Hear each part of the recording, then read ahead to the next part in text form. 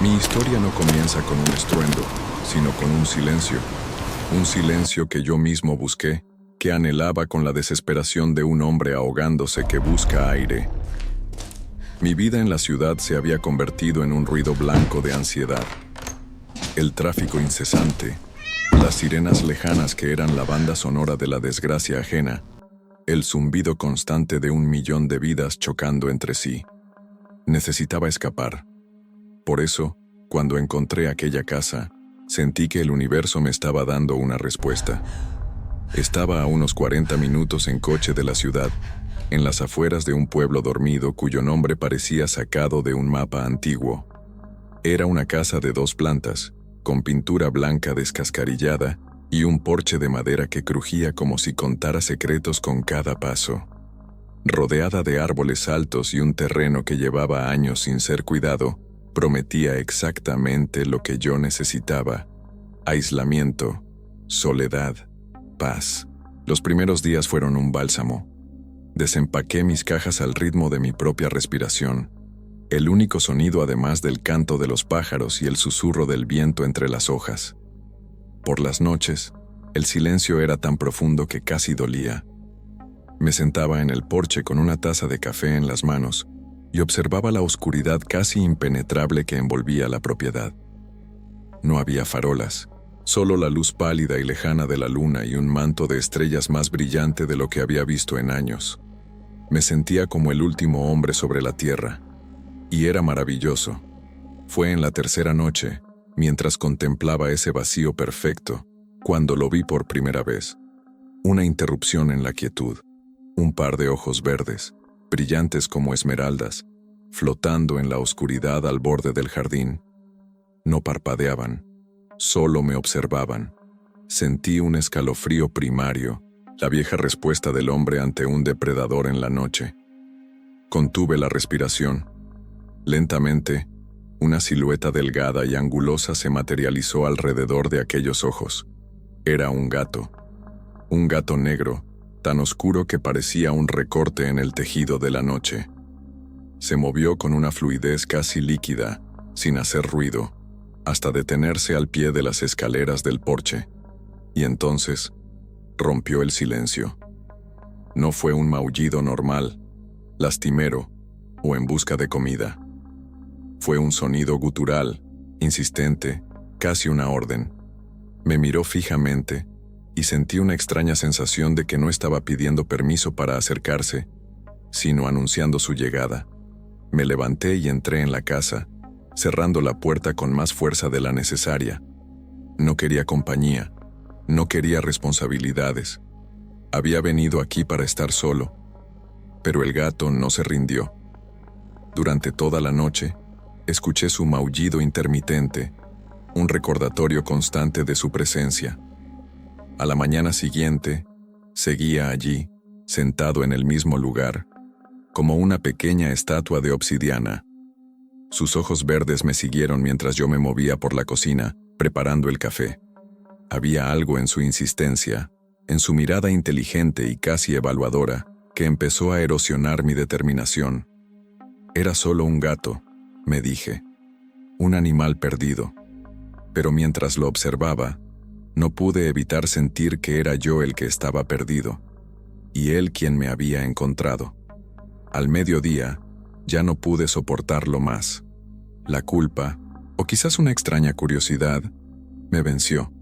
El gato no se había movido salvo para seguir el sol con su cuerpo flaco. Parecía una criatura de paciencia infinita. Llené un cuenco con un poco de leche que, por suerte, tenía en la nevera, y lo llevé fuera. Al principio dudé en bajar las escaleras, pero el gato no hizo ningún movimiento agresivo. Simplemente me observó, sus ojos verdes fijos en los míos. Dejé el cuenco en el primer escalón y retrocedí. Con una elegancia que desmentía su aparente estado de abandono, el gato se acercó, olisqueó la leche y comenzó a lamerla con delicadeza. Fue entonces cuando noté el collar. Era una tira de cuero viejo y agrietado, tan oscura como su pelaje, que casi se camuflaba en su cuello. Parecía antiguo, como si lo hubiera llevado durante años. Mientras bebía, vi algo más. Un pequeño cilindro metálico, oxidado por el tiempo, colgaba del collar. Mi curiosidad superó mi cautela. Cuando terminó la leche, se sentó y comenzó a lamerse una pata, ignorándome por completo, como si mi presencia ya no fuera relevante. Me acerqué lentamente, hablándole en voz baja. Tranquilo, amigo. Solo quiero ver qué es eso. Para mi sorpresa, no se inmutó. Me permitió arrodillarme a su lado y tocar el collar. El cilindro no era un cascabel. Estaba cerrado a rosca. Con los dedos temblorosos por la anticipación, lo desenrosqué con cuidado. Dentro, había un diminuto trozo de papel, enrollado con una precisión increíble. Lo saqué y lo desdoblé. El papel era amarillento y frágil, casi se deshacía al tacto. La caligrafía era temblorosa, hecha con una pluma de tinta que se había desvanecido con el tiempo. Eran solo 5 palabras, escritas en un español que parecía fuera de lugar en aquella zona rural de América. 5 palabras que se grabaron en mi mente con un peso desproporcionado. No abandones al gato negro. Me quedé helado, con el papelito en la mano. ¿Qué significaba aquello? No era una advertencia sobre su salud, ni una petición para cuidarlo. Sonaba más como un mandamiento, una regla inquebrantable. Miré al gato. Me devolvió la mirada con una calma desconcertante, como si supiera exactamente lo que yo acababa de leer. No había miedo en sus ojos ni gratitud. Había conocimiento, una sabiduría antigua que no pertenecía a un animal callejero. Pensé que era una broma extraña de su antiguo dueño, quizás una persona excéntrica que amaba mucho a su mascota. Decidí ignorar el tinte siniestro de la nota. Después de todo, era solo un gato que, aparentemente, ahora era mío. Lo dejé entrar en casa y, mientras exploraba cada rincón con una confianza que no era normal en un animal en un entorno nuevo, decidí darle un nombre. Lo llamé Sombra, porque parecía haber nacido de la oscuridad misma. No sabía en ese momento cuán profético sería ese nombre. Sombra se adaptó a la casa con una facilidad pasmosa. No actuaba como un gato callejero que descubre el lujo de un techo. Actuaba como un rey que regresa a su castillo. Reclamó la casa como suya, explorando cada habitación, cada armario, cada rincón polvoriento con una autoridad silenciosa. Y era precisamente eso, su silencio, lo que resultaba más peculiar. Después de aquella primera noche de maullidos insistentes, apenas volví a oír su voz. Se comunicaba con la mirada, con el leve movimiento de su cola, con su mera presencia. Los días se asentaron en una nueva rutina. Yo trabajaba en mi portátil durante horas, y Sombra dormía en una vieja butaca cercana, una mancha de oscuridad sobre la tela desgastada. Pero no siempre dormía. A menudo, levantaba la vista y lo encontraba despierto, observándome, no con la adoración de una mascota, sino con una intensidad analítica, casi como si estuviera midiendo mi carácter, asegurándose de que yo era digno de algo. No sabía de qué. Su comportamiento más extraño, sin embargo, se manifestaba en relación a un lugar específico de la casa, el pasillo del segundo piso. Era un pasillo largo y estrecho que conectaba mi dormitorio, un baño y una habitación de invitados que usaba como almacén. Al final del pasillo, justo antes de la puerta de esa habitación, había un rincón perpetuamente oscuro, donde la luz de las ventanas nunca llegaba del todo. Por alguna razón, ese rincón se convirtió en una obsesión para Sombra. Podía pasar horas sentado en el extremo opuesto del pasillo, completamente inmóvil, con el cuerpo tenso y las orejas erguidas, mirando fijamente esa parcela de oscuridad. A veces, inclinaba la cabeza, como si escuchara algo que yo no podía oír. Al principio, pensé que habría ratones en las paredes, pero nunca encontré excrementos ni oí los característicos rasguños. Era un silencio absoluto, pero para Sombra, ese rincón era un hervidero de actividad invisible. Una tarde, mientras leía en el salón, oí un ruido sordo en el piso de arriba. Subí y encontré a Sombra en su puesto de vigilancia habitual, pero esta vez estaba de pie, con el lomo arqueado y el pelo del cuello completamente erizado. Emitía un gruñido bajo y profundo, un sonido que vibraba en el aire. Miré hacia el rincón. No había nada, solo sombras y polvo. «¿Qué pasa, Sombra?», le pregunté. No me miró. Sus ojos verdes estaban fijos en la oscuridad, como si se enfrentara a un enemigo invisible. La atmósfera en el pasillo se sentía pesada, cargada de una electricidad estática que me puso la piel de gallina. Encendí la luz del pasillo, inundándolo todo con una claridad artificial.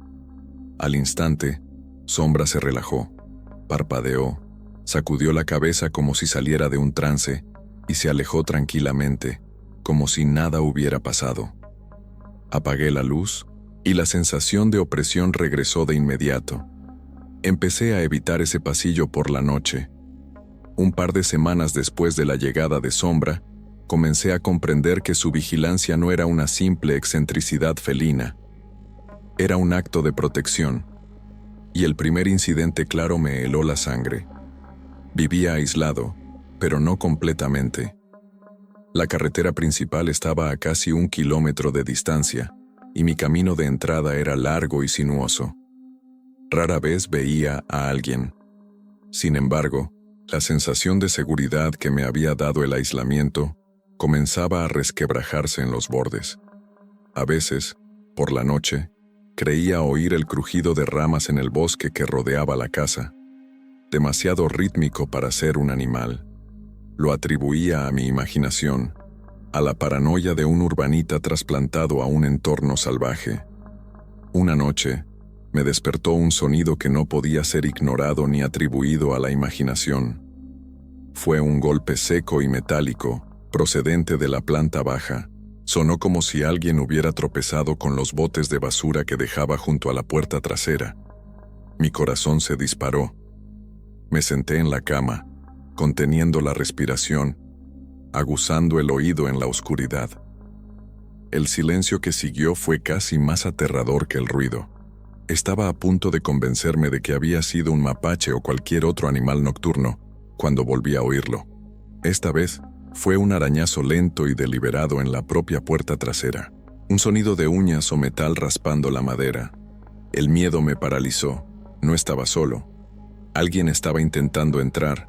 Mi primer instinto fue llamar a la policía, pero mi móvil estaba en la mesita de noche, y para cogerlo tenía que hacer ruido. Mientras mi mente corría a 1000 por hora pensando en qué hacer, sentí un movimiento a mis pies. Sombra, que siempre dormía en una esquina de la habitación, se había levantado. En la penumbra, vi su silueta moverse hacia la puerta de mi dormitorio. No hizo ruido, pero su postura era la de un depredador. Se detuvo en el umbral, mirando hacia las escaleras que llevaban a la planta baja, y entonces emitió el sonido más aterrador que le he oído nunca a un gato. No fue un gruñido ni un siseo. Fue un aullido bajo, gutural, lleno de una rabia y una amenaza que parecían imposibles para una criatura de su tamaño. Sonaba casi como el rugido de un felino mucho más grande, distorsionado y antinatural. El sonido vibró a través del suelo de madera, llenando la casa con una hostilidad palpable. Me quedé petrificado en la cama, escuchando. El arañazo en la puerta trasera se detuvo al instante. Hubo un momento de silencio absoluto, tenso, y luego oí el sonido inconfundible de pasos apresurados sobre la grava del camino, alejándose de la casa. Pasos humanos, corriendo. Sombra mantuvo su postura amenazante durante varios minutos más, hasta que el único sonido fue el de mi propio corazón latiendo desbocado en mis oídos. Finalmente, se relajó. Se dio la vuelta, me miró con sus ojos verdes brillantes en la oscuridad y soltó un pequeño y suave miau, como si me estuviera diciendo que el peligro había pasado. Volvió a su rincón y se acurrucó para dormir. Yo no pegué ojo en toda la noche. A la mañana siguiente, encontré profundos arañazos en la pintura de la puerta trasera. Sombra no solo me hacía compañía, me estaba protegiendo, y empecé a preguntarme de qué exactamente. Después del incidente de la puerta trasera, Mi percepción de la casa y de Sombra cambió radicalmente. Ya no veía la casa como un simple refugio de paz, sino como un territorio que requería vigilancia. Y Sombra ya no era una mascota, sino un centinela. Empecé a prestar más atención a las pequeñas rarezas que antes había descartado, especialmente a su fijación con el rincón oscuro del pasillo. La sensación de ser observado se intensificó, pero ahora era diferente. No era solo la paranoia de estar solo. Era una sensación específica, localizada. Siempre venía de ese pasillo.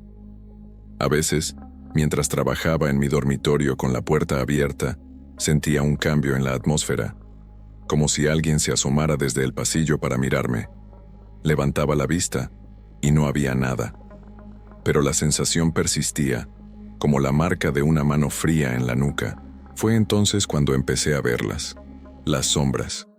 No eran sombras normales proyectadas por los muebles o la luz cambiante del día. Eran incorrectas, fugaces y rápidas, siempre en el borde de mi visión. Estaba leyendo en el salón y veía un atisbo de movimiento oscuro subiendo por la escalera. Giraba la cabeza y desaparecía. Estaba cocinando, y por el rabillo del ojo, una forma alta y delgada parecía pasar por la entrada de la cocina. Siempre era lo mismo. Un movimiento rápido, oscuro y sin forma definida que se desvanecía en el instante en que intentaba enfocarlo. Al principio, intenté racionalizarlo. Estrés, falta de sueño, mis ojos jugándome una mala pasada. Pero los avistamientos se hicieron más frecuentes, más audaces. Y siempre, sin excepción, coincidían con el comportamiento de Sombra. Si yo veía una sombra moverse cerca de la escalera, encontraba a Sombra sentado al pie de la misma, mirando fijamente hacia arriba con el pelo ligeramente erizado.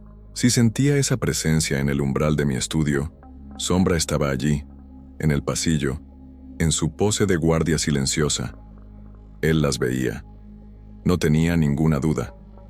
Las veía claramente, no como yo, en destellos periféricos, sino como una presencia real y tangible. Sus ojos seguían movimientos que para mí eran invisibles. A veces, su cabeza se movía lentamente de un lado a otro, siguiendo el paso de algo por el pasillo. La casa se había convertido en un escenario con dos obras, la que yo podía ver y la que solo Sombra presenciaba. Y cada vez estaba más convencido de que la segunda era la real. Una noche, la experiencia fue más directa. Me levanté para ir al baño. Al entrar en el pasillo, sentí una caída de temperatura tan brusca que se me erizó la piel. El aire se volvió denso, pesado. Y allí, en el rincón oscuro del final, la vi. No fue un atisbo. Por un segundo entero, vi una mancha de oscuridad que era más oscura que la propia noche. Era alta, casi hasta el techo, y vagamente humanoide, pero sin rasgos, sin contornos definidos. Era como mirar un agujero en la realidad. Solté un grito ahogado y encendí la luz del pasillo. La forma se desvaneció al instante, pero en el suelo Sombra estaba allí, siseando a la nada, con las garras extendidas y los ojos como dos brasas verdes de furia. Ya no podía negarlo. Algo vivía en mi casa, algo que solo mi gato mantenía a raya. Mi único vecino cercano era un hombre llamado Arthur, un anciano que vivía a unos 200 metros, en una casa aún más destartalada que la mía. Rara vez lo veía. Parecía un ermitaño, saliendo solo para recoger el correo o trabajar esporádicamente en su jardín cubierto de maleza. No habíamos intercambiado más que un saludo incómodo desde la distancia. Un sábado por la tarde, estaba en el porche, intentando arreglar un escalón suelto. Sombra estaba tumbado al sol, a mis pies. De repente se puso tenso y levantó la cabeza. Seguí su mirada y vi a Arthur de pie al borde de mi propiedad, junto al camino de entrada. No se movía. Solo miraba en nuestra dirección, con una expresión extraña en su rostro arrugado. Decidí que era hora de ser un buen vecino. Dejé el martillo y caminé hacia él. «Buenas tardes», dije con una sonrisa forzada. «¿Todo bien?». Arthur no me devolvió la sonrisa. Sus ojos, pálidos y acuosos, no estaban fijos en mí, sino en Sombra, que ahora me seguía a una distancia prudente. El rostro del anciano estaba pálido, y su mano temblaba ligeramente mientras se agarraba a la valla de su propio jardín. «Ese gato», murmuró, con la voz ronca por el desuso. «¿De dónde lo has sacado?» Me sorprendió la pregunta, y más aún el tono. No era curiosidad, era miedo. «Apareció aquí hace unas semanas», respondí, encogiéndome de hombros. Decidí quedármelo. Se llama Sombra. Al oír el nombre, Arthur pareció encogerse sobre sí mismo. Tragó saliva con dificultad. «La gente de por aquí solía tener gatos como ese», dijo en voz baja, casi conspiradora. «Gatos negros, guardianes, los llamaban». Miró nerviosamente por encima del hombro hacia mi casa y luego de nuevo al gato. «Hay casas que los necesitan, casas con malas memorias, con puertas que es mejor no abrir». Sus palabras me provocaron un escalofrío que no tenía nada que ver con la brisa de la tarde. Estaba hablando de mi casa, estaba confirmando mis peores temores. «¿Puertas?», pregunté, tratando de que mi voz sonara casual. «No puertas de madera», respondió él, con una intensidad repentina en sus ojos. «Puertas de otro tipo, grietas, lugares donde el velo es más fino. Esta tierra es vieja, muchacho. Ha visto muchas cosas». Su mirada se posó de nuevo en Sombra, que nos observaba en silencio. «Ese gato, él se sienta junto a la puerta. Él la vigila». Hizo una pausa, y su voz se convirtió en un susurro tembloroso. «La casa te eligió a ti, y el gato eligió la casa. Es un equilibrio». Se dio la vuelta, como si la conversación le hubiera costado todas sus fuerzas. «Un consejo», dijo sin mirarme. «Cuida bien de él. Dale de comer, dale calor. Asegúrate de que siempre esté ahí. Cuida bien de él, muchacho. Él cuida de vuelta». Y sin más, se alejó cojeando hacia su casa, dejándome solo con sus palabras crípticas y un miedo creciente. La advertencia del papelito en el collar, «No abandones al gato negro», ya no parecía una excentricidad. Parecía una ley fundamental del universo que yo había aceptado sin saberlo: el equilibrio. Y yo, junto con Sombra, era ahora parte de él. Durante casi un año, la vida se asentó en ese extraño equilibrio. Me acostumbré a las sombras periféricas, a los susurros lejanos, a la presencia palpable en el pasillo. Dejaron de aterrorizarme porque confiaba en mi guardián. Mientras Sombra estuviera allí, vigilando desde su puesto, siseando a la oscuridad que yo apenas podía percibir, me sentía a salvo. Él era la barrera, él era el cerrojo de la puerta invisible. Y entonces llegó Ana. Conocí a Ana en una de mis raras incursiones a la ciudad. Era vibrante, llena de vida, una explosión de color en mi mundo monocromático.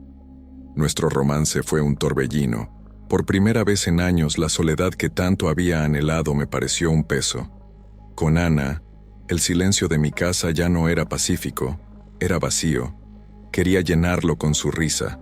Empezó a pasar los fines de semana en la casa. Al principio, todo fue bien. Ana era pragmática. Calificó la casa de espeluznante pero con carácter, y se rió de mis historias sobre las sombras, atribuyéndolas a mi imaginación de escritor solitario. Incluso intentó hacerse amiga de Sombra, pero él la trataba con una indiferencia gélida. La toleraba, pero no la aceptaba. Mantenía su distancia, observándola con sus ojos verdes e indescifrables. El problema, el verdadero problema, surgió cuando nuestra relación se puso seria. Después de 8 meses, decidimos que era hora de que se mudara conmigo. Fue una decisión feliz, la culminación de todo lo que habíamos construido. Pero pasamos por alto un detalle crucial, un obstáculo que, en nuestra felicidad, habíamos minimizado. Ana tenía alergia a los gatos. No era una alergia leve, de las que provocan estornudos. Era una alergia severa, asmática. Durante sus visitas de fin de semana, se atiborraba de antihistamínicos, pero a menudo terminaba con los ojos llorosos, la respiración sibilante y una erupción en la piel. Vivir permanentemente en la casa con Sombra era, sencillamente, imposible para su salud. La conversación fue una de las más difíciles de mi vida. La tuvimos en el porche, una noche de verano. «Lucas, te quiero», dijo, con la voz cargada de frustración y tristeza. «Quiero construir una vida contigo, aquí. Pero no puedo respirar. No puedo vivir sintiéndome enferma todo el tiempo». Yo miré hacia el interior de la casa, donde Sombra estaba sentado en el umbral, observándonos. «Él no es solo un gato, Ana», intenté explicar, sintiendo lo ridículo que sonaba. «Él protege la casa». Ana suspiró, un sonido de pura exasperación. «Lucas, por favor. Es una casa vieja, cruje. Y es un gato. Un gato precioso, lo admito, pero es un animal. No podemos basar nuestro futuro en una superstición». Me cogió las manos. Sus ojos suplicaban. «Por favor, hay refugios maravillosos. Encontraremos un buen hogar para él, pero no puede quedarse. O él, o yo». El ultimátum quedó suspendido en el aire, pesado y terrible. Miré a Ana, la mujer que amaba, la promesa de un futuro brillante y feliz. Luego miré a Sombra, mi guardián silencioso, la criatura que me había mantenido a salvo de un horror que Ana ni siquiera podía imaginar. La advertencia del anciano: «Es un equilibrio», y la nota en el collar: «No abandones al gato negro», resonaron en mi mente como campanas fúnebres. Pero el amor es un poderoso disolvente de la razón. El miedo al horror invisible palideció frente al miedo, mucho más tangible, de perder a Ana. Elegí el futuro, elegí la normalidad, elegí el amor. Y al hacerlo, tomé la decisión inevitable. Sellé mi propio destino. Tomar la decisión fue una cosa, llevarla a cabo fue una tortura. Durante días, aplacé lo inevitable, viviendo en una agonía de culpa anticipada. Cada vez que Sombra se acurrucaba en mi regazo, cada vez que lo veía patrullar el pasillo, sentía una punzada de traición tan aguda que me dejaba sin aliento. Él confiaba en mí, y yo iba a romper esa confianza de la manera más cruel posible. No podía llevarlo a un refugio. La idea de encerrarlo en una jaula, de que acabara sus días en un entorno estéril y aterrador, era insoportable. Y egoístamente, no quería que nadie más lo tuviera. Si no podía ser mi guardián, no sería el de nadie. En mi mente retorcida por la culpa, me convencí de que la opción más humana era liberarlo, devolverlo a la naturaleza. Elegí un martes por la mañana, mientras Ana estaba en la ciudad. El día era gris y plomizo, un reflejo perfecto de mi estado de ánimo. Llamé a Sombra. Acudió al instante, frotándose contra mis piernas con un ronroneo suave. Sentí que se me rompía el corazón. Lo cogí en brazos. No luchó. Se acomodó contra mi pecho, confiado, mientras lo llevaba al coche. El viaje fue un descenso silencioso al infierno. Sombra se sentó en el asiento del copiloto mirando por la ventanilla con una calma que me destrozaba. Yo conducía sin rumbo fijo, adentrándome cada vez más en el campo, buscando un lugar que pareciera adecuado. ¿Adecuado para qué? ¿Para abandonar a la única criatura que me había protegido de lo desconocido? La ironía era nauseabunda. Conduje durante casi una hora, hasta que la civilización fue solo un recuerdo. Encontré un camino rural, flanqueado por campos interminables, y un bosque denso en la distancia. Cerca había una granja, lo suficientemente lejos como para que no volviera a mi casa, pero lo suficientemente cerca como para que, con suerte, encontrara comida y refugio. Era la mentira que necesitaba contarme para poder seguir adelante. Detuve el coche. El silencio era total, roto solo por el motor al ralentí. Abrí la puerta del copiloto. Sombra saltó al suelo de tierra, sacudió el polvo de sus patas y me miró. Y en esa mirada, Lo vi. Vio el conocimiento, la comprensión. Él sabía exactamente lo que estaba pasando. No había confusión ni miedo en sus ojos. Había una profunda y abrumadora decepción. Y algo más, algo que parecía casi lástima. «Lo siento, Sombra», susurré con la voz rota. «Lo siento mucho». No me moví. No podía. Me quedé sentado, con las manos en el volante, observándolo. Él no huyó. No corrió hacia la granja, ni se adentró en el bosque. Simplemente se quedó allí, en medio del camino de tierra, una pequeña figura de oscuridad contra el paisaje gris. Finalmente, reuní la fuerza para cerrar la puerta. El sonido del pestillo encajando fue como un disparo en la quietud. Puse el coche en marcha y empecé a alejarme lentamente. Miré por el espejo retrovisor. Sombra no se había movido. Seguía allí, de pie, observando cómo el coche que había sido su hogar se hacía más y más pequeño. La última visión que tuve de él fue esa. Una silueta negra e inmóvil en medio de un camino vacío, observándome mientras yo lo traicionaba. Mientras rompía la única regla que importaba. Conduje de vuelta a casa con lágrimas cegándome los ojos, con un nudo de hielo en el estómago. Un sentimiento de pavor y de pérdida tan absoluto que supe, con una certeza aterradora, que acababa de cometer el peor error de mi vida. Regresar a la casa fue como entrar en un mausoleo. El silencio que me recibió no era la paz que había buscado originalmente, sino un vacío resonante, una ausencia palpable. El aire mismo se sentía más delgado, desprovisto de la energía silenciosa que Sombra siempre había emitido. Cada rincón que antes ocupaba, la butaca, el alféizar de la ventana, el pie de mi cama, era ahora un hueco doloroso en el tejido de mi hogar. Pasé la tarde deambulando por las habitaciones, torturándome.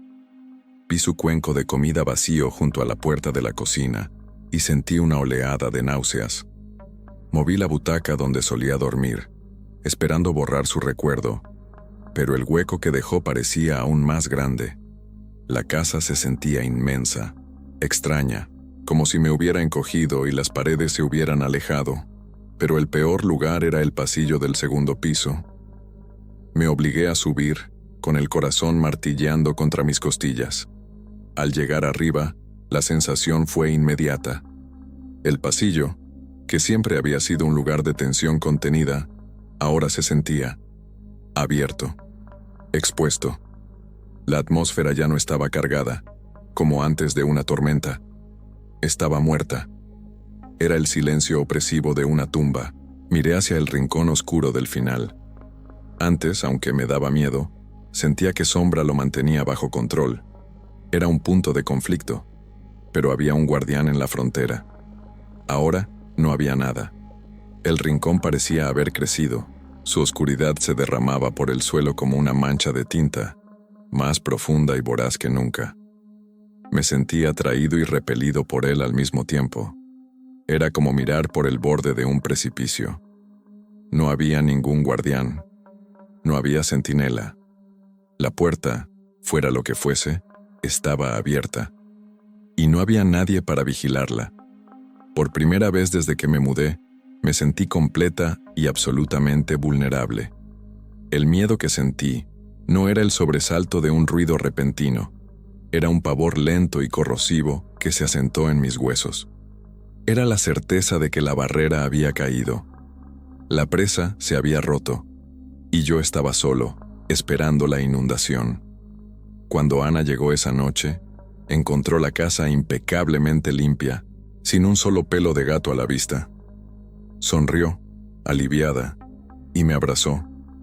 «Gracias, Lucas», susurró. «Sé que fue difícil. Ahora podemos empezar de verdad».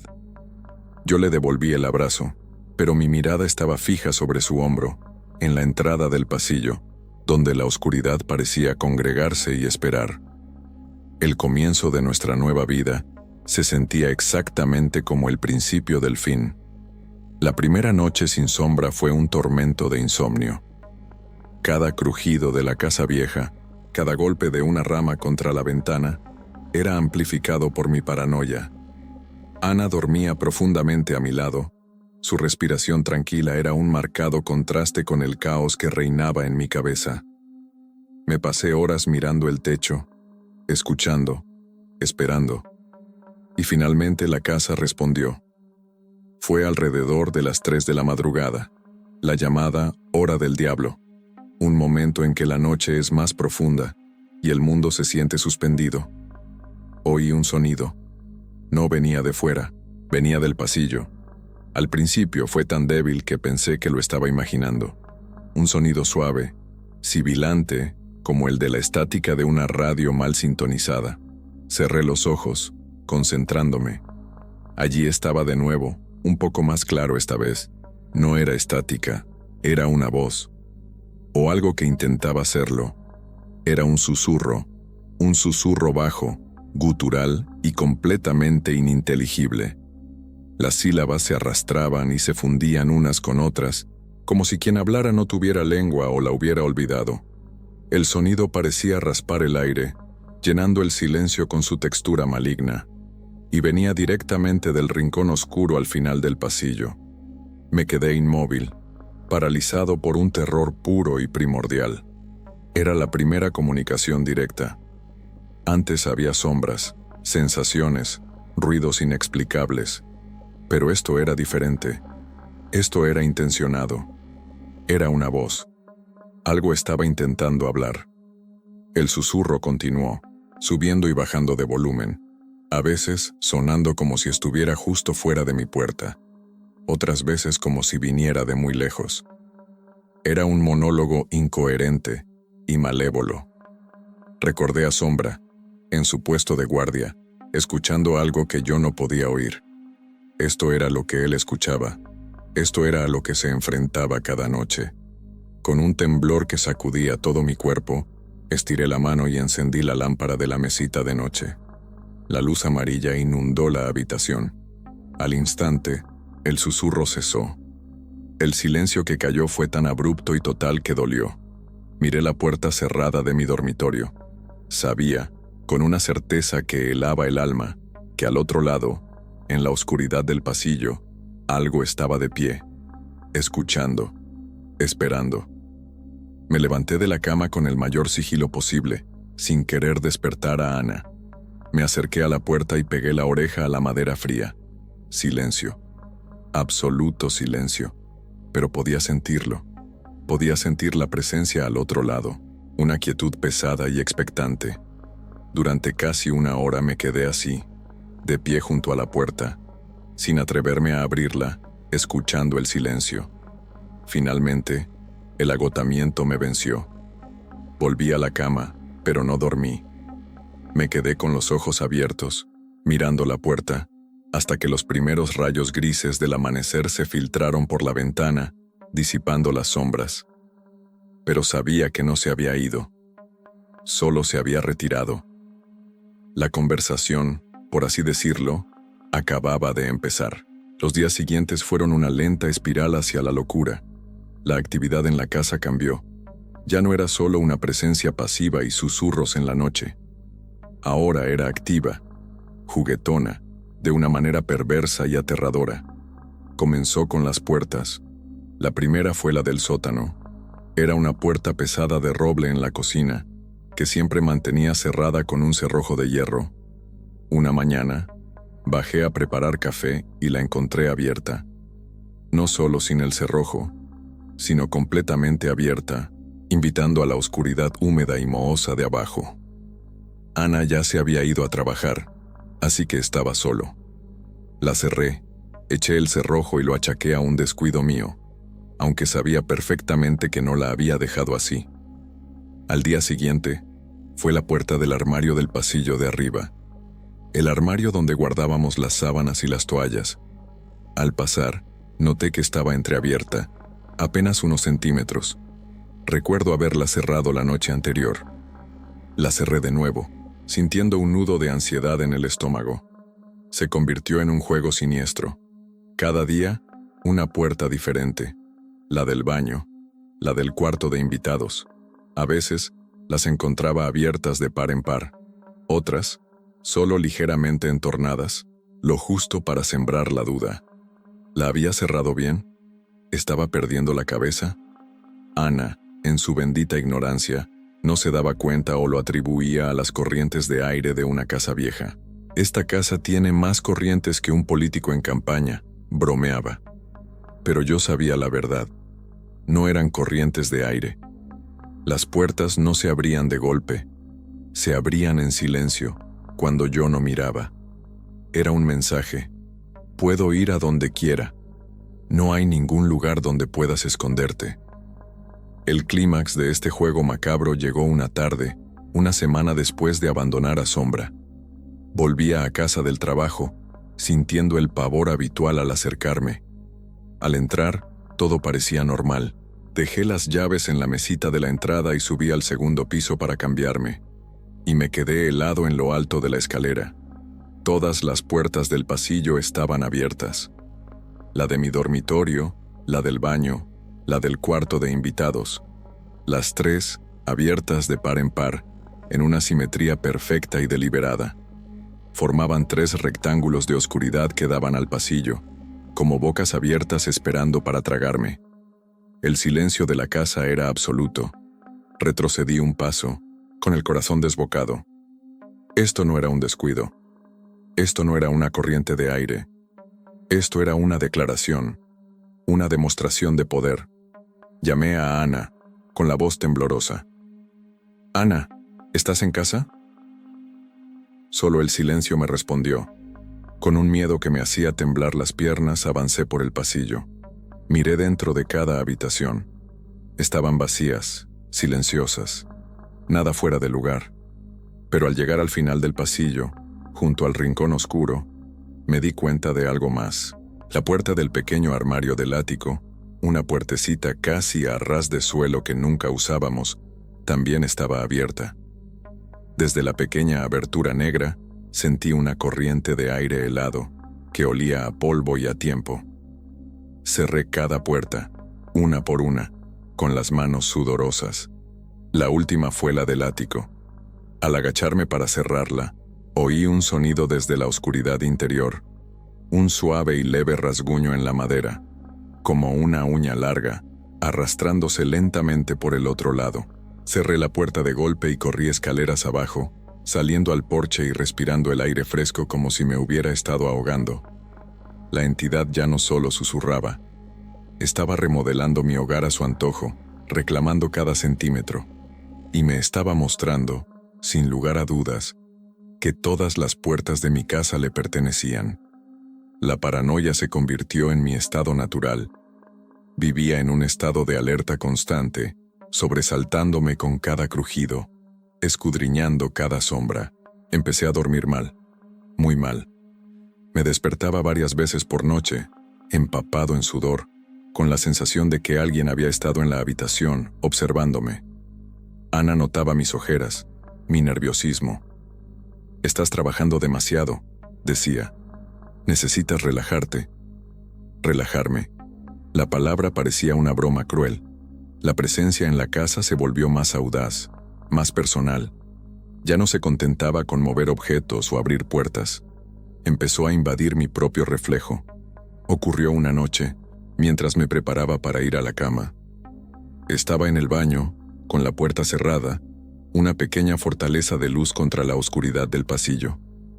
Me incliné sobre el lavabo para lavarme los dientes, mirando mi rostro cansado y pálido en el espejo. Estaba enjuagándome la boca cuando levanté la vista, y mi corazón se detuvo. Por una fracción de segundo, una milésima de segundo, mi reflejo no estaba solo. Detrás de mi hombro derecho, en el reflejo del umbral de la puerta del baño, había una figura. Era alta, delgada y completamente negra, como la mancha de oscuridad que había visto en el pasillo. No tenía rostro, ni ojos, ni rasgos. Era solo una silueta, una ausencia de luz con forma humana. Estaba allí, de pie, observándome desde el espejo. Solté un grito ahogado, escupiendo agua y pasta de dientes por todas partes. Me giré con una velocidad que casi me disloca el cuello. No había nadie. La puerta del baño seguía cerrada. Estaba solo. Me volví hacia el espejo, con el corazón latiendo tan fuerte que lo sentía en mis sienes. Mi reflejo me devolvía la mirada, aterrorizado, solo. La figura se había ido, pero la imagen residual estaba grabada a fuego en mi retina. La había visto. No fue un truco de la luz, no fue mi imaginación. Estuvo allí. Me apoyé en el lavabo tratando de controlar mi respiración. El aire del baño se sentía helado. Miré fijamente mi propio reflejo, buscando cualquier señal, pero solo estaba yo. Sin embargo, sentí que la imagen en el espejo ya no era mía del todo. Era como si la presencia hubiera dejado una mancha, una corrupción invisible en mi propio reflejo. A partir de esa noche, evité los espejos. Pasaba por el del pasillo de la entrada de lado sin mirar. En el baño me duchaba con la mampara empañada y me vestía sin mirarme. Pero no podía evitarlo por completo. A veces, al pasar junto a una ventana oscura, veía mi reflejo y por un instante me parecía que la sombra detrás de mí seguía allí, justo en el borde de la visión. Se estaba acercando. Había pasado de ser una presencia en el pasillo a una voz en la oscuridad. De una voz a un poltergeist que movía objetos. Y ahora había cruzado otra barrera. Había invadido mi propio espacio personal. Mi propia imagen. Se estaba pegando a mí. Ya no solo habitaba mi casa, estaba empezando a habitarme a mí. Ana, a pesar de su pragmatismo, no era inmune a la atmósfera cada vez más opresiva de la casa. Aunque descartaba mis crecientes miedos como estrés, yo veía cómo la casa empezaba a afectarla también, de maneras sutiles. Se sobresaltaba más fácilmente. Dejaba las luces encendidas cuando iba de una habitación a otra por la noche, y empezó a quejarse del frío. Dios, esta casa es una nevera, decía, arropándose con una manta en el sofá, incluso en noches templadas. Especialmente ese pasillo de arriba, es como entrar en un congelador. Yo sabía que no era una corriente de aire, era la presencia. Su frialdad era una de sus firmas. La noche que lo cambió todo para ella fue un jueves. Yo tenía que trabajar hasta tarde en un proyecto, así que le dije que cenara sin mí, que llegaría sobre las 10. Cuando finalmente llegué a casa la encontré en el salón, con todas las luces encendidas, sentada en el borde del sofá, mirando fijamente la escalera. Estaba pálida. ¿Qué pasa?, le pregunté, dejando mi maletín. Saltó del susto al oírme. «Lucas, no te he oído llegar». Se llevó una mano al pecho. «Nada, es solo que esta casa me pone los pelos de punta cuando estoy sola». Pero había algo más en su mirada. «¿Estás segura? Pareces asustada». Dudó un momento mordiéndose el labio. «Es una tontería», dijo finalmente. «Pero, mientras estabas en la ducha antes, juraría que oía a alguien llamar mi nombre». Me quedé helado. «¿En la ducha?» «Ana. Acabo de llegar». Su rostro perdió el poco color que le quedaba. Nos miramos el uno al otro en silencio. «¿Qué?», susurró. No, estabas arriba. Oí el agua de la ducha. Y luego oí una voz, desde el pasillo. Decía Ana. Era un susurro. «Ana, te juro por mi vida que acabo de cruzar la puerta. No he estado en casa en las últimas 4 horas». El terror se apoderó de su rostro mientras procesaba mis palabras. Pero, el agua. La oí claramente. Corrí escaleras arriba. Ana me siguió, temerosa.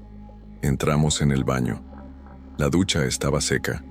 El suelo, los azulejos, todo estaba completamente seco. No se había usado en horas. Pero al acercarnos a la ducha, ambos olimos algo. Un olor extraño, a tierra mojada y a ozono, como el aire después de una tormenta eléctrica. «Estaba aquí», susurró Ana, con los ojos muy abiertos. «Quienquiera que, lo que sea que llamara mi nombre estaba en la casa. Lucas, tengo miedo». Esa noche, por primera vez, me creyó. Le conté todo. Los susurros que oía cada noche, las puertas que se abrían, la figura en el espejo. Hablé durante horas, vomitando todo el terror que había mantenido encerrado. Ella escuchaba en silencio, abrazando sus rodillas, con el rostro contraído por el miedo. La barrera de su escepticismo se había derrumbado por completo. Ya no estaba solo en mi terror, pero eso no era un consuelo. Era peor. Ahora, el horror tenía dos presas en la casa, y había aprendido a imitar sonidos. Había aprendido a llamar a mi novia por su nombre. Estaba evolucionando. Estaba aprendiendo a casarnos. El terror compartido con Ana fue un catalizador. Ya no podía permitirme ser una víctima pasiva. Tenía que entender a qué nos enfrentábamos. La advertencia del anciano Arthur, casas con malas memorias, resonaba en mi cabeza. Tenía que descubrir la memoria de mi casa. Al día siguiente, me tomé el día libre y conduje hasta el pueblo. Mi primera parada fue la biblioteca local, un pequeño edificio de ladrillo con olor a papel viejo. La bibliotecaria, una mujer mayor con gafas de media luna, me miró con curiosidad cuando le pregunté por registros históricos o leyendas locales relacionadas con la zona donde estaba mi casa. «Ah, la vieja finca de los Blackwood», dijo, con un brillo de reconocimiento en sus ojos. «Hace mucho tiempo que nadie vive allí de forma permanente. La gente no suele durar». Esa frase me heló la sangre. «¿Por qué no?», pregunté, tratando de mantener la calma. Ella se encogió de hombros. «Viejas historias. Dicen que la tierra está manchada, desde lo que pasó con la pequeña Elara». Me guió hasta una sección polvorienta de archivos locales. Pasé las siguientes horas rebuscando entre periódicos amarillentos y libros de historia del condado. Y finalmente, lo encontré. Una serie de artículos de un periódico de 1923. La historia era trágica y siniestra. La familia Blackwood, los constructores originales de la casa, tenían una hija de 8 años llamada Elara. Una noche de invierno, la niña desapareció de su cama. La buscaron durante semanas. Nunca la encontraron. La teoría oficial fue que se había perdido en el bosque y había sucumbido al frío, pero su cuerpo nunca apareció. Pero la leyenda local, la que encontré en un libro de folclore regional escrito por un historiador aficionado, contaba una historia diferente.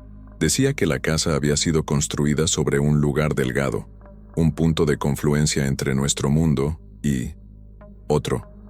Un lugar donde una entidad, descrita como el hambriento silencioso o el ladrón de ecos, podía cruzar. La leyenda decía que esta entidad se alimentaba del calor, la vida y la felicidad, y que a veces se llevaba cosas o personas.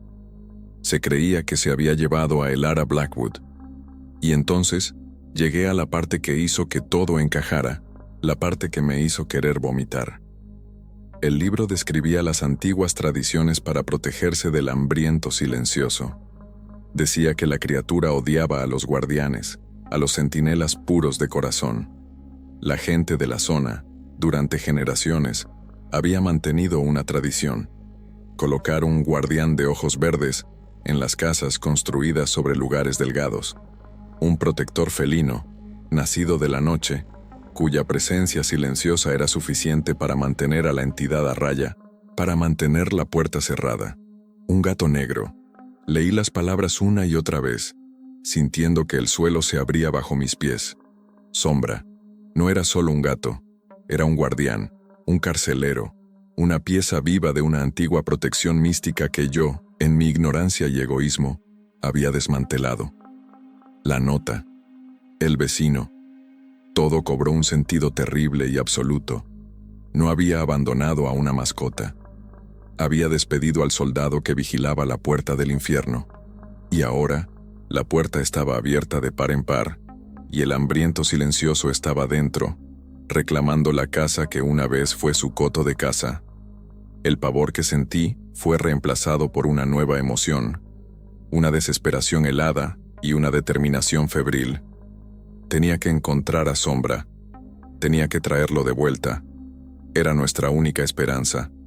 Salí de la biblioteca con el corazón en un puño y una sola idea en la cabeza: encontrar a Sombra. Conduje como un maníaco, volviendo sobre la ruta que había tomado aquel fatídico día. La carretera rural, los campos grises, todo parecía burlarse de mí, recordándome mi estupidez. Llegué al lugar exacto donde lo había abandonado. El camino de tierra estaba igual de solitario y desolador. Salí del coche y el silencio me golpeó. Era un silencio vacío, sin vida. «Sombra», grité, con la voz quebrada por la desesperación. «Sombra, he vuelto, por favor». Mi voz se perdió en la inmensidad del paisaje. No hubo respuesta. Caminé por el camino, adentrándome en los campos, llamándolo una y otra vez, hasta quedarme ronco. Busqué entre los arbustos, debajo de los árboles, en cada zanja. No había ni rastro de él, ni una huella, nada. Mi única esperanza era la granja que había visto en la distancia. Me acerqué, con el corazón lleno de una mezcla de esperanza y pavor. Un granjero corpulento, con el rostro curtido por el sol, salió a recibirme, secándose las manos en un trapo. Le describí a Sombra, un gato negro, delgado, con ojos verdes muy intensos y un viejo collar de cuero. Le supliqué, preguntándole si lo había visto, si sabía algo. El hombre me miró con una mezcla de pena y confusión. «Lo siento, amigo», dijo, negando con la cabeza. «Por aquí hay muchos animales salvajes, pero no he visto a ningún gato negro como el que describes. Y créeme, lo recordaría. Un gato así llama la atención». Mi última pizca de esperanza se desvaneció. «¿Estás seguro? Fue hace un par de semanas, quizás alguien más lo vio». «Somos los únicos en varios kilómetros a la redonda», respondió. «Si hubiera estado por aquí, lo sabríamos». Me miró con curiosidad. «¿Por qué lo dejaste aquí si era tan importante?» La pregunta me golpeó como un puñetazo. No pude responder. Solo pude murmurar un «gracias» y darme la vuelta, derrotado. Pasé el resto del día peinando la zona. Caminé kilómetros, gritando su nombre hasta que mi garganta ardió. El sol empezó a ponerse, tiñendo el cielo de tonos anaranjados y púrpuras, colores de un atardecer hermoso que a mí me pareció apocalíptico.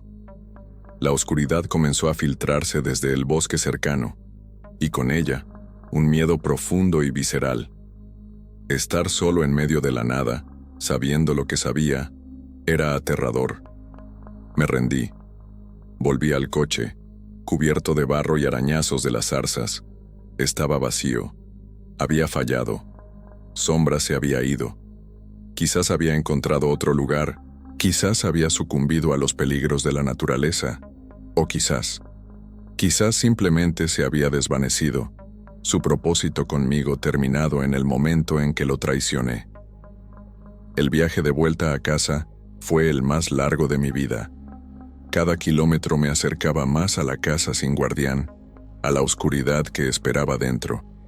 Conducía hacia mi prisión, hacia mi sentencia, y sabía, con una certeza absoluta, que la criatura de la casa también lo sabía. Sabía que había fracasado y me estaba esperando. La oscuridad era total cuando finalmente llegué al camino de entrada de la casa. Apagué los faros y me quedé un momento en el coche, mirando la silueta oscura de la casa contra el cielo nocturno. No se veía ninguna luz encendida. Ana debía haberse quedado en la ciudad, demasiado asustada para volver sola. No la culpaba. Reuniendo todo el valor que me quedaba, salí del coche y caminé hacia la puerta principal. El aire estaba extrañamente quieto y frío. Al meter la llave en la cerradura, sentí que la puerta ofrecía una ligera resistencia, como si algo pesado estuviera apoyado contra ella por dentro. Empujé. La puerta se abrió con un gemido. El interior estaba en penumbra, iluminado solo por la pálida luz de la luna que se filtraba por las ventanas, y al instante supe que algo estaba profundamente mal. Lo primero que noté fue el desorden, pero no era un desorden caótico, era deliberado, metódico. Todos los cuadros y fotografías de las paredes del salón y la entrada estaban torcidos, no caídos, sino inclinados en un ángulo perfecto de 45 grados. Creaba un efecto vertiginoso y nauseabundo. Avancé hacia el salón. Los muebles habían sido movidos. El sofá, los sillones, la mesita de centro. Todo había sido arrastrado y colocado en el centro de la habitación, formando una espiral cerrada y claustrofóbica. Era como la obra de un artista demente. Subí las escaleras, con el corazón en la garganta. Cada paso era un esfuerzo. Al llegar al pasillo del segundo piso, el olor me golpeó. El mismo olor a tierra húmeda y ozono del baño, pero 1000 veces más fuerte. Y entonces vi las paredes. Las paredes del pasillo, antes de un color crema neutro, estaban cubiertas de marcas. Largos y finos arañazos, desde el suelo hasta el techo. Parecían hechos con uñas o con garras que hubieran rasgado el yeso con una fuerza inhumana. No eran aleatorios. Formaban patrones intrincados, espirales que se repetían una y otra vez, convergiendo en un punto. El rincón oscuro del final. El horror me hizo retroceder, pero algo me obligó a seguir mirando. Me acerqué, temblando, a la pared junto a la puerta de mi dormitorio. Allí, entre los arañazos, había palabras, raspadas en el yeso. No eran letras del alfabeto, eran símbolos extraños, angulosos, que parecían vibrar en la penumbra.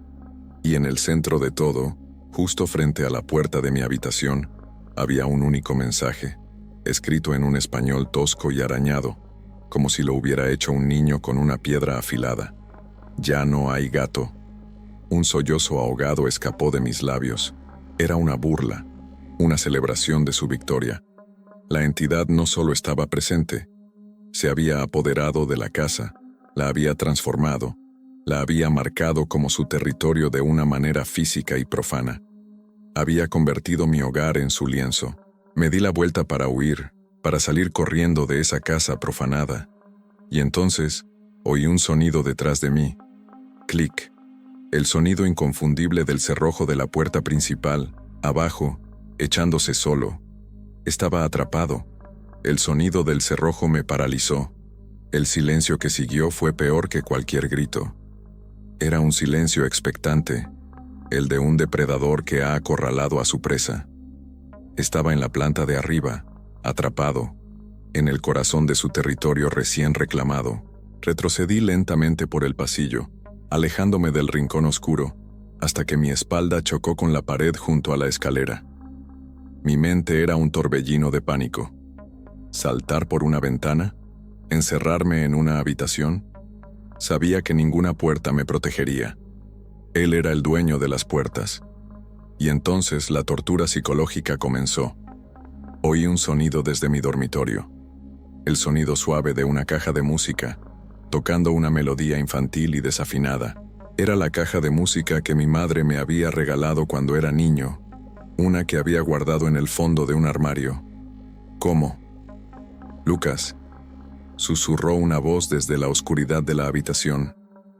Era la voz de mi madre, fallecida hacía 5 años. Lucas, ¿por qué tienes tanto miedo? Ven con mamá. Las lágrimas brotaron de mis ojos, una mezcla de terror y una pena abrumadora. Tú no eres mi madre, gemí, con la voz temblorosa. La melodía de la caja de música se detuvo abruptamente. Hubo un silencio, y luego una risa seca como el roce de hojas secas. No era humana. La temperatura del pasillo se desplomó. El vaho salió de mi boca con cada respiración jadeante. La oscuridad en el rincón del final del pasillo comenzó a moverse, a congregarse. No tomó una forma sólida, sino que pareció espesarse, como humo negro arremolinándose. Desde esa oscuridad creciente, oí pasos, lentos, arrastrados, el sonido de pies descalzos sobre madera vieja, pero no venían del rincón, venían de detrás de mí desde las escaleras. Me giré aterrorizado, no había nada, pero los pasos continuaron, subiendo la escalera, acercándose. Oía el crujido de cada escalón bajo un peso invisible. Pasaron a mi lado, un soplo de aire helado rozó mi piel y se detuvieron justo frente al remolino de oscuridad. El susurro comenzó de nuevo, pero ahora estaba en todas partes, en mis oídos, dentro de mi cabeza, y ya no era ininteligible. Formaba palabras claras, precisas, diseñadas para destrozarme. Solitario, abandonado, traidor.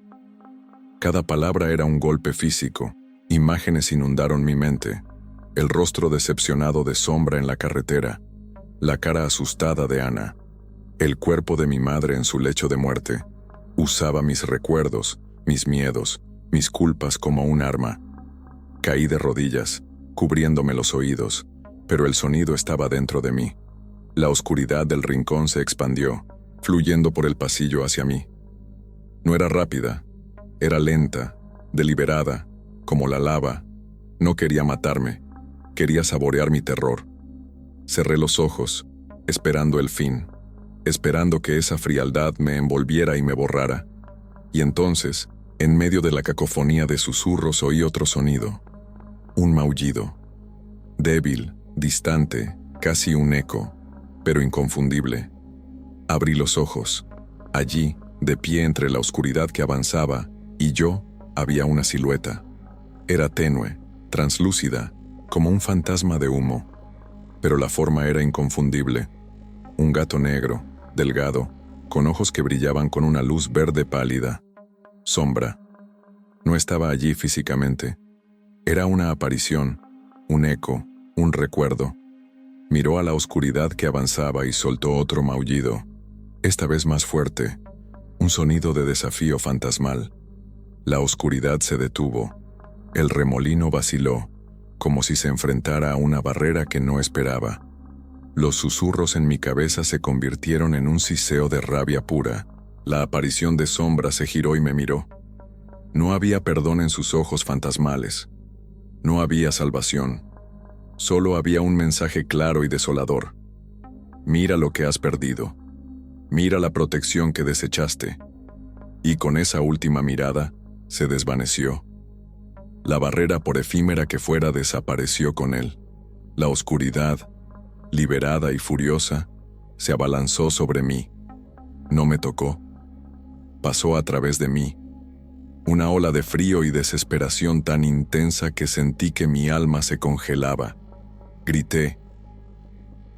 Un sonido agudo y sin fin, mientras el mundo se disolvía en una negrura absoluta. No sé cuánto tiempo estuve inconsciente en el suelo del pasillo. Cuando desperté, los primeros rayos del sol de la mañana entraban por las ventanas, iluminando el polvo en el aire. La casa estaba en silencio. Un silencio normal, vacío. Los cuadros seguían torcidos, los muebles en espiral, las paredes arañadas. La profanación era real, pero la presencia, la presión abrumadora, se había retirado, no se había ido. Simplemente se había saciado, por ahora. Me levanté, con cada músculo de mi cuerpo dolorido. Bajé las escaleras y descubrí que la puerta principal estaba sin cerrojo. Salí de la casa y no miré atrás. Caminé por el camino de entrada. Me subí a mi coche y conduje sin parar hasta la ciudad, hasta el apartamento de un amigo, donde aparecí en su puerta como un refugiado de una guerra invisible. Nunca volví a esa casa. Contraté a una empresa para que embalara mis cosas. Les advertí que no subieran al segundo piso. No sé si me hicieron caso. Puse la casa en venta por una fracción de su valor, sin revelar nada, solo que no era para mí. No sé si alguien la compró. A veces, el remordimiento por la familia inocente que podría mudarse allí me carcome, pero mi instinto de supervivencia es más fuerte. Mi relación con Ana no sobrevivió. ¿Cómo podría? El terror que compartimos nos unió brevemente, pero la culpa que yo cargaba era un abismo entre nosotros. Ella no podía mirarme sin ver la fuente del horror que había entrado en su vida, y yo no podía mirarla sin recordar la elección que hice, la traición que lo empezó todo. Ahora vivo en un pequeño apartamento en el corazón de la ciudad. El ruido constante que una vez odié es ahora mi consuelo. Duermo con las luces encendidas y la televisión puesta. Evito los espejos, los pasillos largos y el silencio. Pero no sirve de nada. La entidad no se quedó en la casa. Se pegó a mí. La he llamado el ladrón de ecos, porque eso es lo que hace. Me roba los pequeños ecos de felicidad. A veces, cuando estoy a punto de quedarme dormido, oigo su susurro junto a mi oído. A veces, veo una sombra alta y delgada reflejada en la pantalla de mi portátil. Sé que está esperando a que baje la guardia, a que me sienta seguro, para volver a jugar. Ya no soy el narrador de esta historia, soy un fantasma que la habita. Mi vida no es mía, es una sentencia, una condena eterna a mirar por encima del hombro, a vivir con un miedo perpetuo que me corroe por dentro. A veces, por la noche, cuando el ruido de la ciudad amaina, creo oír algo en la distancia, llevado por el viento, un maullido débil, triste, el eco de un guardián que falló o al que le fallaron. Es el sonido de mi culpa, el recordatorio constante de mi promesa rota, de la puerta que abrí y que nunca, jamás, podré volver a cerrar. Y es la prueba final de que, aunque yo abandoné al gato negro su recuerdo, y las consecuencias de mi traición, nunca me abandonarán a mí.